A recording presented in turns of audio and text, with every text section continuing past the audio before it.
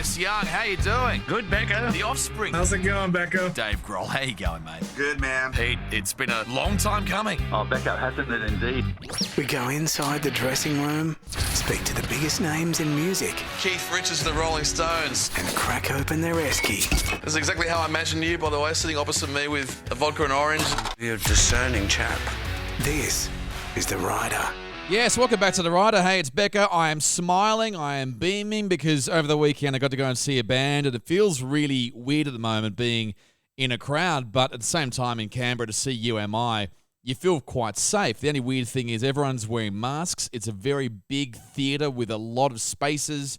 And as a result, the vibe's pretty tough, but so good to see UMI live. They understood the crowd might have been a little bit uncomfortable with being around other people, but it was great to have some live music. So I thought for this next episode, why not get on this rock legend? UMI have served up their first album in 6 years. Well, the aforementioned Aussie rock god and UMI frontman Tim Rogers. UMI. Ladies and gentlemen, UMI. And you go through the stats, UMI, 11 albums, they've won 10 ARIAs, and there's a lot of stories to come out of this band from Tim Rogers. We're going to talk about the writer for the band. We're going to talk about the writer as well for his new band, the Hard Ons, and he's met some pretty cool people over the years like The Who, the Rolling Stones, hanging backstage with people like Angry Anderson. Let's keep an eye on the Zoom link. It looks like he's dialing in right now from Melbourne.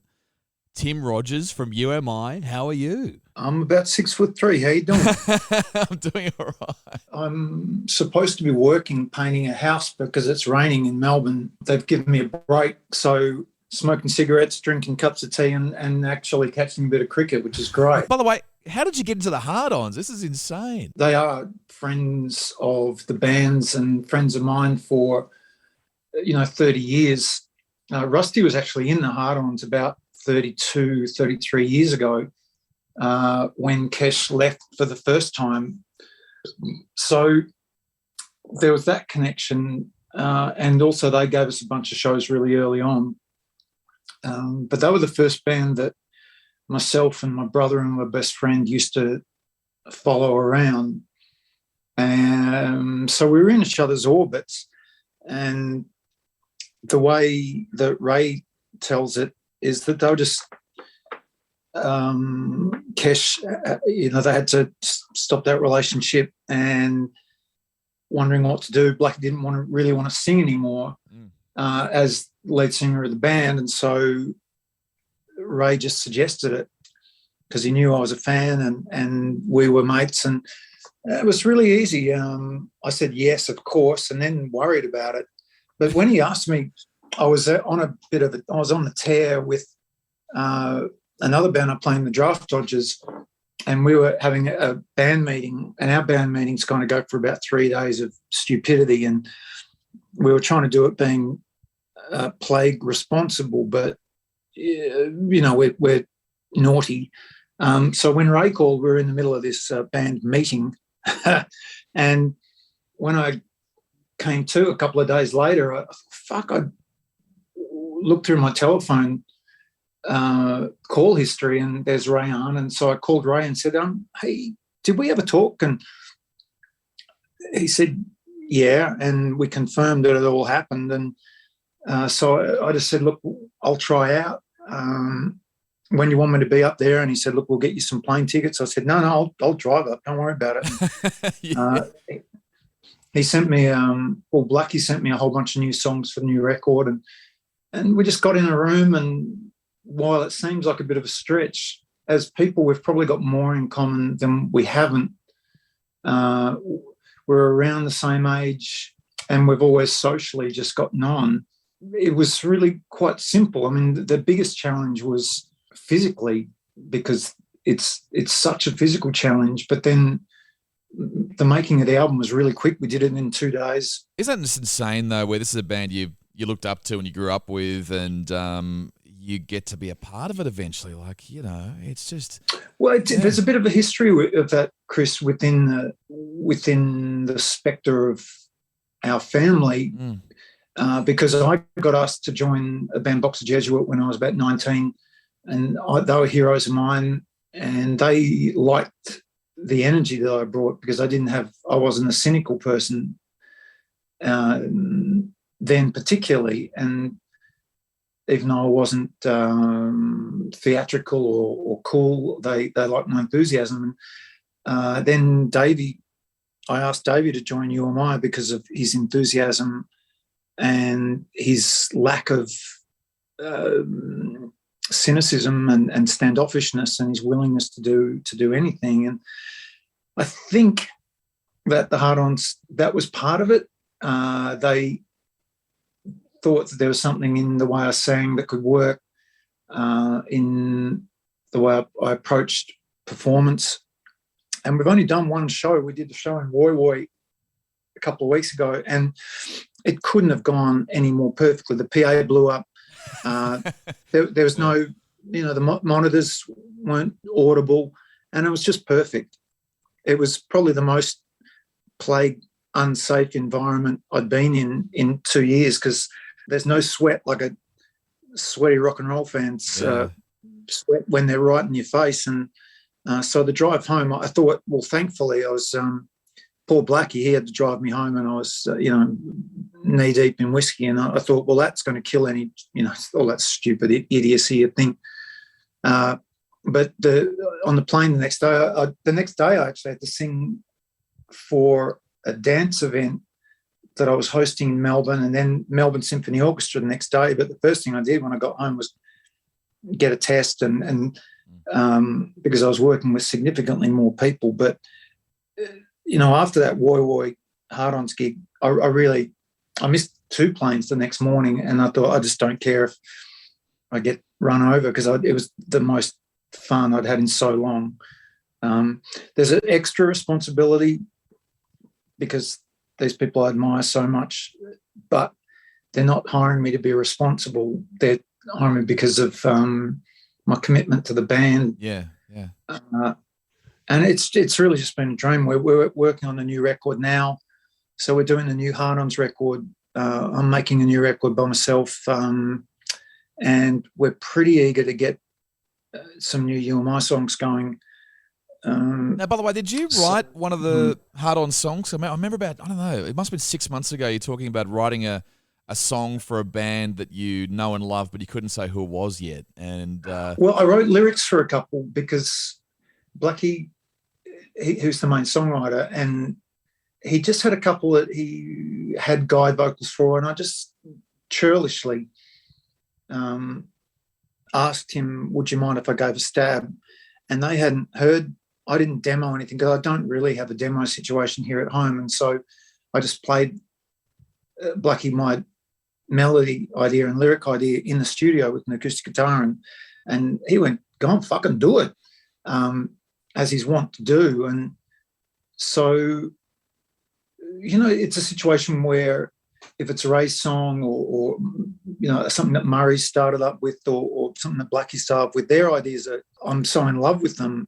But I guess when I go in and sing, and even though Blackie and I have a similarity in the way we sing, no two people sing exactly the same way. And so we're enjoying that bounce off. But they're also not the kind of guys who just go, yeah, that's fine.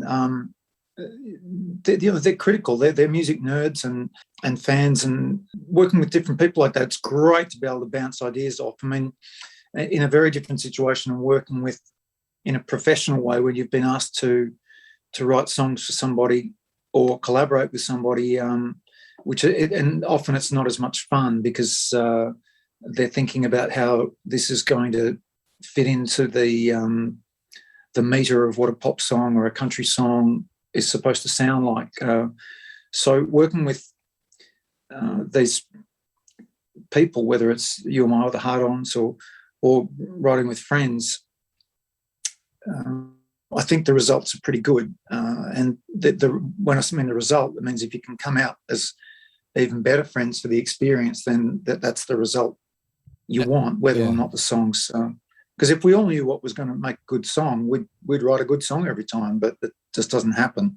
And the last album, which came out last year, which I don't know how you managed to pull that off in the middle of COVID and record an album remotely in different cities and then changing locations. And you wrote that album for yourself originally, weren't you? Like a lot of us was meant to be like a solo album, then you sort of incorporated it into a new UMI album. Yeah, well, it's the first time that I'd written 4 different versions of songs for the same lyrics. All right. And I'm enjoying that now. I'm doing this kind of sequel to What Rhymes with Cars and Girls thing at the moment. And the songs, even in that more acoustic environment, I guess, and with a lot of the same players, I hope, as played on the first record, the Cars and Girls record. And with UMI nowadays, if we do a song in a style or chord structure or a rhythm, it's not like that's the way it's going to be. There's this song Rubbish Day on the UMI record, which we all love, but Davey and I recorded our bits at his home, and then we had the chutzpah to suggest to Rusty, here's where we hear the drum beat going, here's where we hear the rhythm, and Russ said, yeah, that's great, boys, but here's where I hear it. And his idea was, of course, better. But I'm glad that Davey and I said, what do you think about this? Because you might as well.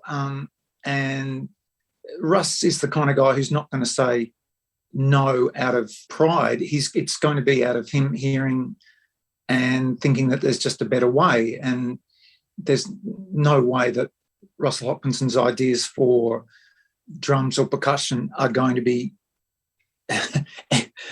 not better than what Dave or I came up with or suggested. It's got to still be a collaboration, doesn't it? I mean, even though you are working over the internet and Zoom or whatever. It's a complete dictatorship. You know, I'm fucking Tim Rogers. I mean, if you're going to be in a band, and if you want to be in a band, why not have that experience of doing it as a band and collaborating? And if you're a writer and you go into a situation and you want to dictate the terms 100%, well, you know, that's your thing, and I've got friends and acquaintances who do that because they feel that they've got that vision. I think that I've got a vision, but my vision is blurry, and so I'm in a band because I want to be in a gang and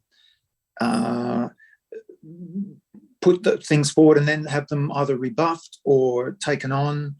And I guess we've been doing that for the past 15 years with the band because Andy manages the band.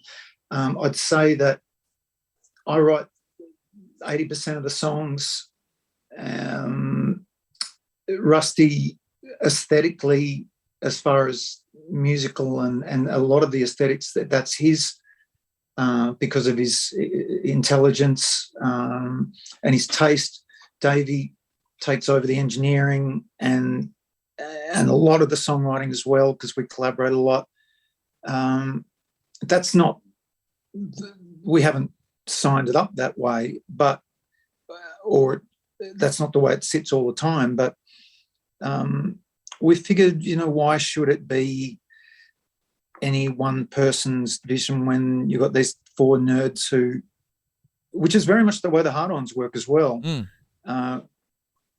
And we kind of discussed that all the time. I was just glad to be in the room for the first time with the Hard Ons, and I wasn't nervous. I was just excited, and the way that they communicated was very similar, just with different vernacular to the way that a UMI session goes on. There's just a hell of a lot more booze in a UMI session, and you know, we've got our own stories. Well, we've been just such a spin out. You know, you hear about stories of guys in cover bands who end up being part of the band when the lead singer, you know, leaves or whatever, and you know, you know, it's just insane. I mean, your brother was a fan, wasn't he? Oh, my brother's still the hugest. Yeah. He's the hugest Hard Ons fan there is. And one great little story was in about 1987, and my brother Jamie brought home Hard Ons t-shirt from Waterfront Records, you know, best record label store. And my mum made him take it back because she said, "You're not wearing a t-shirt with Hard Ons on it in Borkham Hills." And then before my mum knew that I was asked to join the band, she bought my brother on the Hard Ons website a Hard Ons T-shirt and sent it to Jamie saying, "I'm so sorry that I made you take that T-shirt back. You know, these are good people. This is a great rock and roll band." Yeah. And then, you know, next minute, I get asked to join. So good.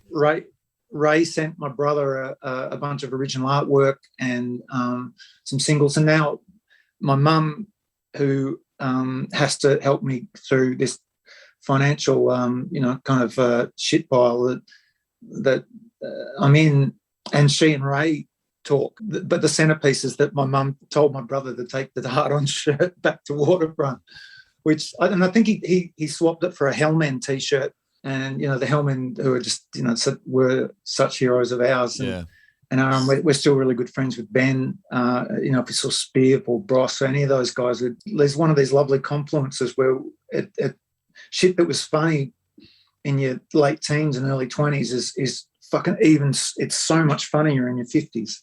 Actually, before we go any further, the podcast is called The Rider, and I've been backstage with you a couple of times observing you before and after a gig, and I know there's usually a bottle of red wine in your rider, but what is in the current one? Maybe what's in the one for the Hard Ons? Oh, well, okay, I'll tell this story, and this is, I don't think Blackie or Ray or Murray would mind, but Dave Batty, who's the loveliest guy, and he books the Hard On shows, and a couple of months ago he sent round a rider, and it was, you know, a bottle of wine, 6-pack, a lot of snacks and water,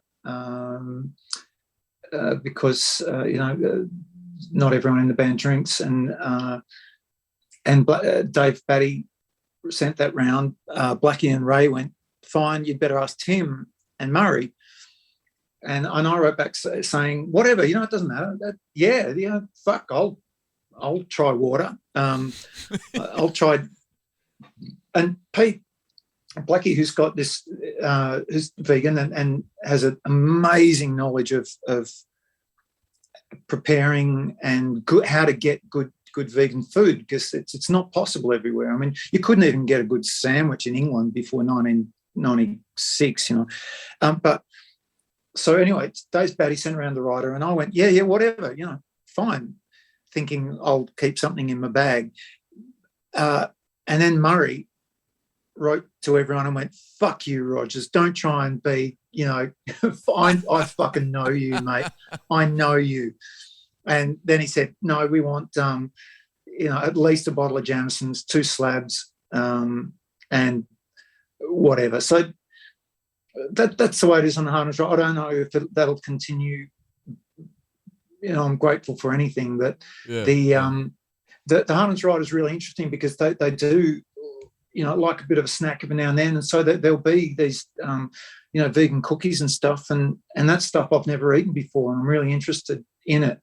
Blackie and I talk coffee a lot because he's a coffee aficionado, and I like coffee, so we're talking about how to get good coffee on the road and blah, blah, blah. But the UMI rider, shitloads of beer, bottle of whiskey. Rusty really loves his white wine, and he'll put in a request for Sancerre or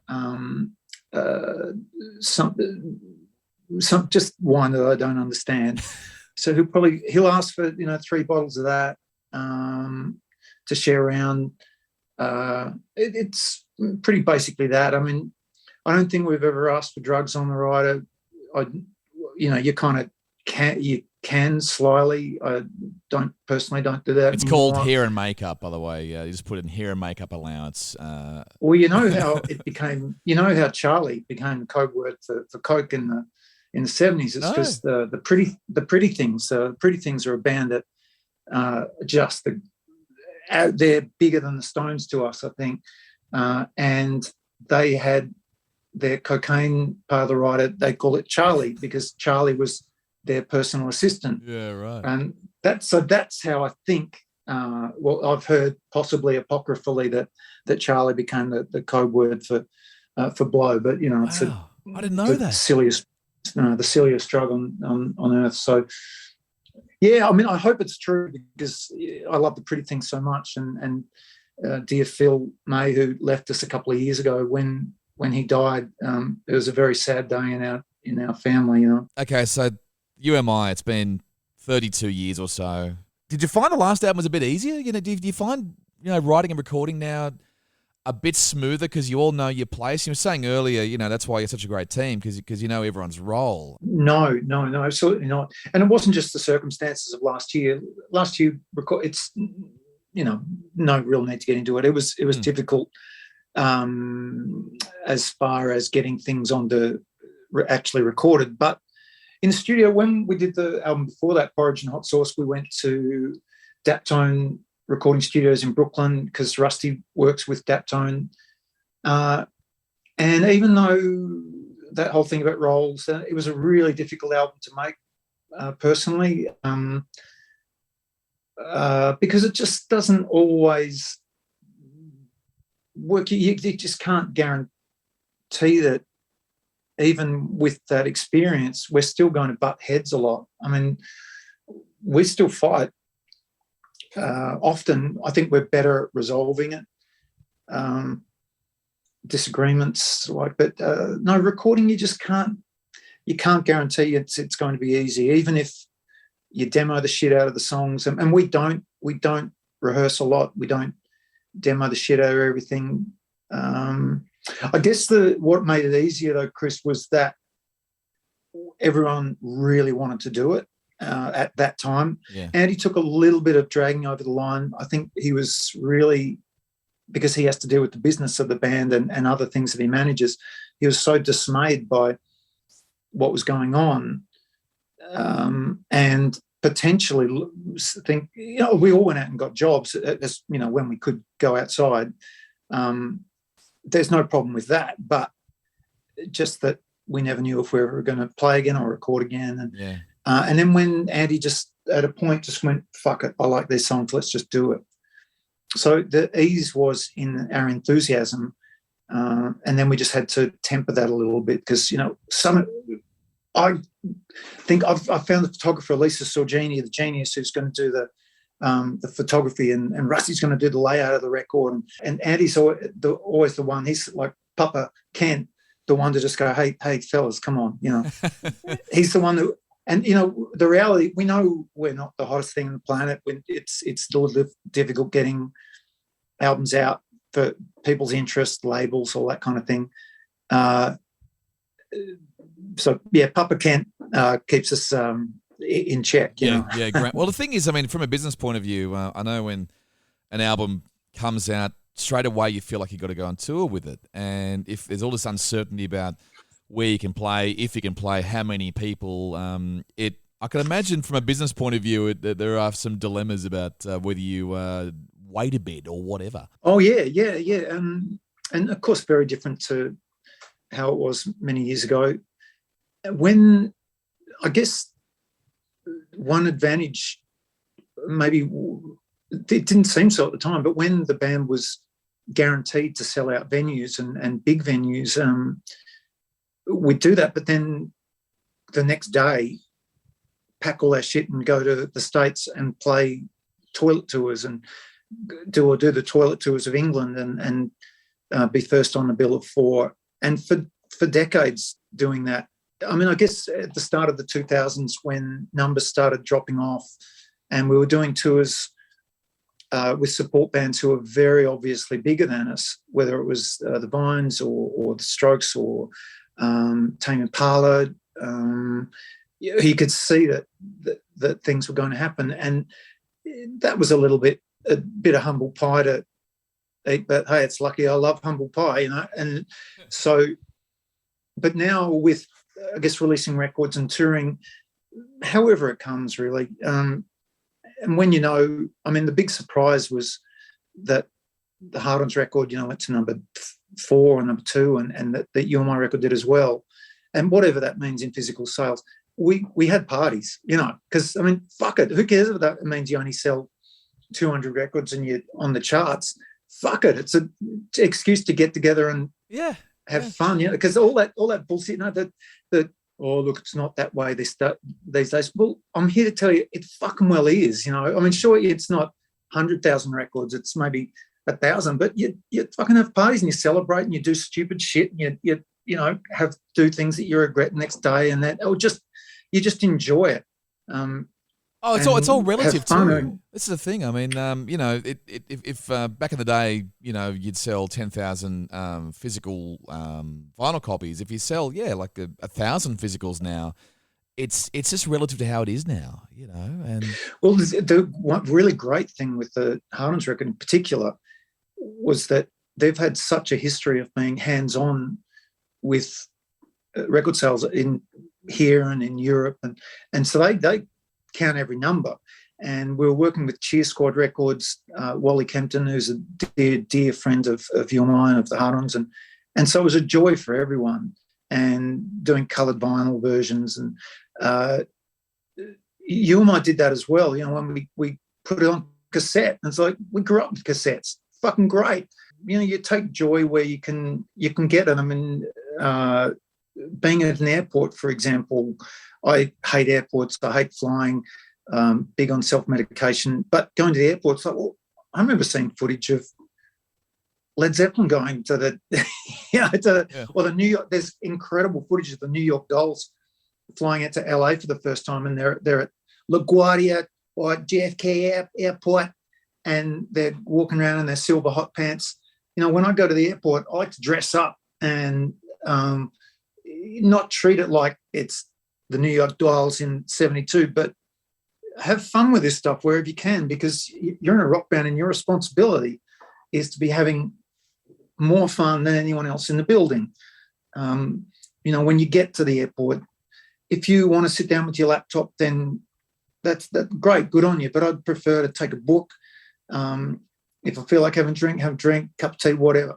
But look good, and your job is to be having more fun than anyone else, and also to want to include people in that fun, so not be rude to anyone. You want to go and buy a coffee, make that person who's making that coffee share a joke with them. You're in a rock band. Yeah. Actually, you know what? There's a story you've told before, very, very similar to that, where you met the Rolling Stones because you were supporting them. And I mean, number one, that's just insane to be supporting the Stones on a tour. But you were saying how when Keith Richards came back, he was in character. Well, you know what I've forgotten, Chris, as well? That what I talked to Mick about was cricket, because I know he's a massive cricket fan. Oh, yeah. And I can't remember, because that whole time around them, so much was gone. My daughter had just been born. We were playing with the Stones. But I knew he was a big cricket fan, and so we were talking about cricket. And we were talking about something about Freddie Truman or Harold or John Snow, the great English quicks of the Freddie Truman's obviously from the 50s and 60s, but John Snow, the early 70s, or Bob Massey. And it's like when Davey met Paul McCartney a couple of years ago, and everyone was going, what are you going to speak to Paul about? And we knew that Davey was going to be one-on-one with Paul for a while, and he was apoplectic with nerves. And my dear friend Rosemary, the smartest, one of the smartest humans on earth, said, ask him what he had for breakfast. And it was like, you're not going to ask, what was John like? It's like, hey, what did you have for brekkie? And you think Paul would probably go, well, I had a little bit of a crumpet actually, Davey. But they actually were talking about jackets. And Paul said, there's this guy in Beverly Hills, Davey, and he makes them up, and they're only $4,000 each. And of course, Davey's going, well, I guess when you're Sir Paul, you can buy 5 of them. But so when, I guess it all leads into that, when, you don't want to play a character as in to be disingenuous, but often being an elevated version of yourself. There's 2 things you've got to do, I guess. Before a show, you don't really want to talk to people, and I personally don't I don't want to talk to people before a show just because I want to concentrate on the show. And but if you're enthusiastic and you ask them about themselves rather than put your head down and ask me another question about Ali Daly, it just makes it uncomfortable for everyone. So kind of go in with a bit of enthusiasm, I guess. But if for anyone bands can be a little odd before shows, because it's a mix of nerves. You're kind of wondering what that chord in Berlin chair really is and hankering for whatever you need to get through a show. Do you have a couple of drinks before you go up, or do you prefer to stay sober and then sort of just progressively have your wines as you go? Well, it's a prescient point at the moment. I don't know where I sit on the wild wheel of alcoholism and the like, but for years or decades, I've had a pretty freewheeling attitude towards it, and I try and be a little conscious of what goes on the day of a show. Sometimes you slip up, sometimes you don't. Yeah, it's a slippery thing. I mean, I can't have a schedule before shows because I've got my own idiosyncrasies with drinking and drugging, and so I just try and keep it kind of on a certain level, and then I like to ramp it up before a show, but it doesn't always work, and it hasn't worked a couple of times recently, and so I'm having to reconsider it. It's why I'm painting houses and thinking about while we've got this enforced break to think about, well, maybe one day try a show without having 12 beers a day before a show, or a lot of whiskey, and maybe do a show, how about do a show sober once. And I've done those, and they can be, if I've got to drive myself after the show, or if my daughter's in the country and I want to see her, you give it a try. But there's no rules. I mean, here we go.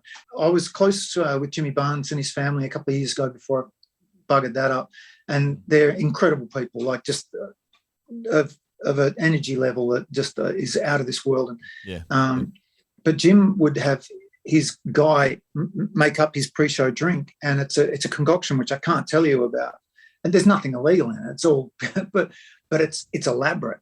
Yeah. And I was going to call him and say, Jim, I'm thinking about doing some shows without 6 million drinks in me. What's in the drink? But I'm trying to guess it. I've seen the flask. I've seen him be handed the flask during the second song, and I've always wondered what is in the flask. So well, I think I know, and I don't want to give away Jim's secrets, but I know there's apple cider vinegar involved, which is satanic juice.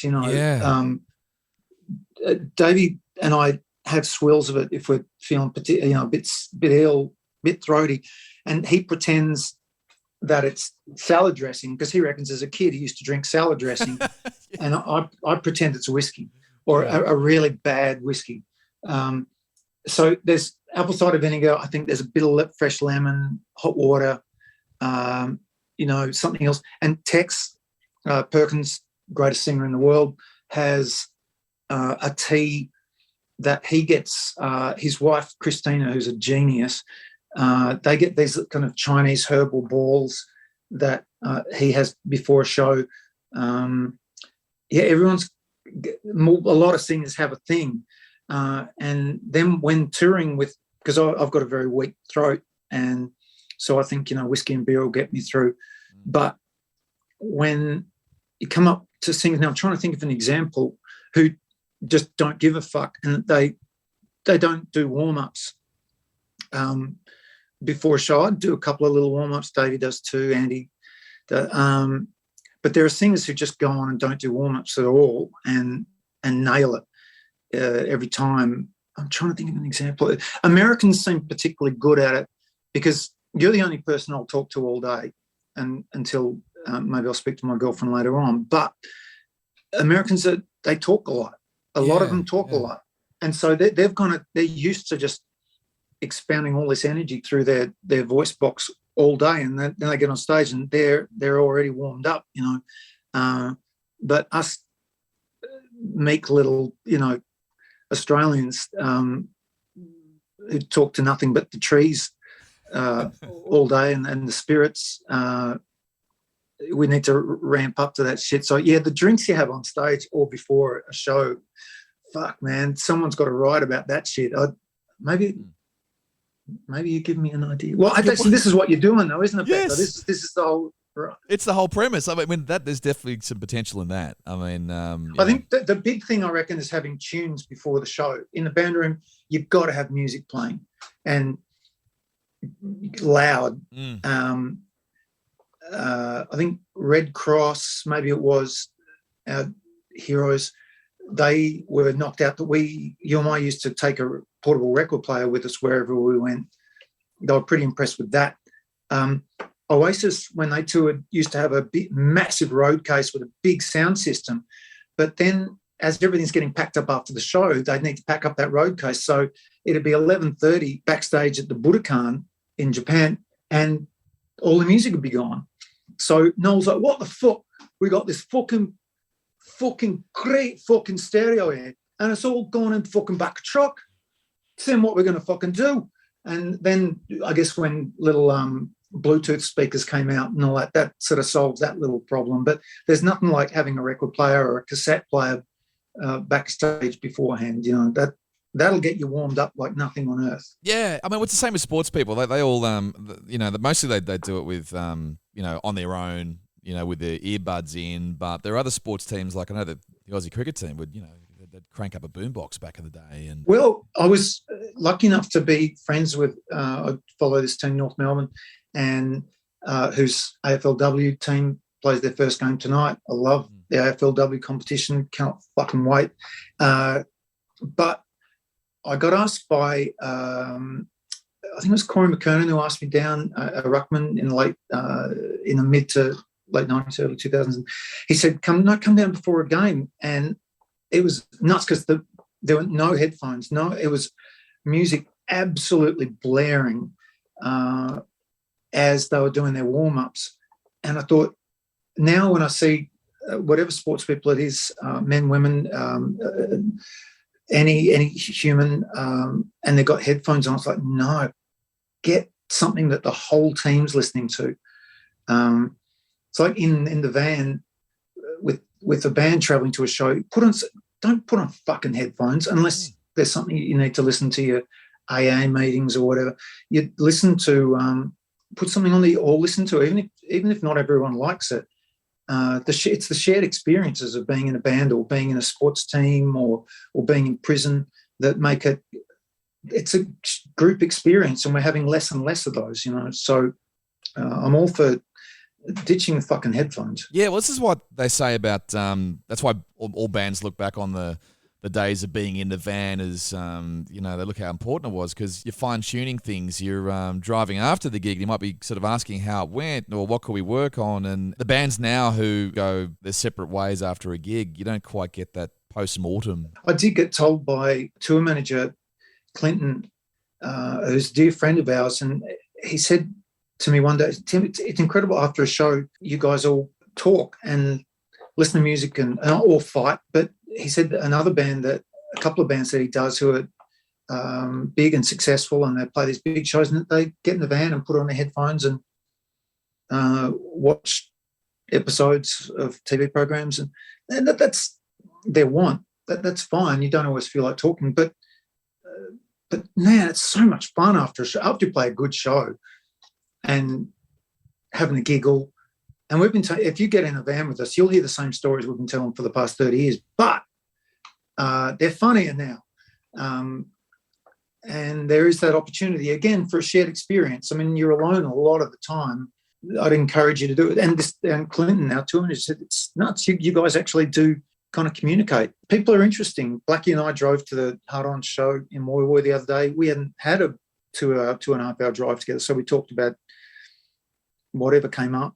And the UMI guys, still the Draft Dodgers guys, it's valued time, and you sure miss it when it's gone. Yeah, I've only had one rock star moment driving with a rock star on a road trip. It's a story. And this was Angry Anderson. We had a 3.5 hour drive to Wagga, and I was thinking, what are we going to talk about?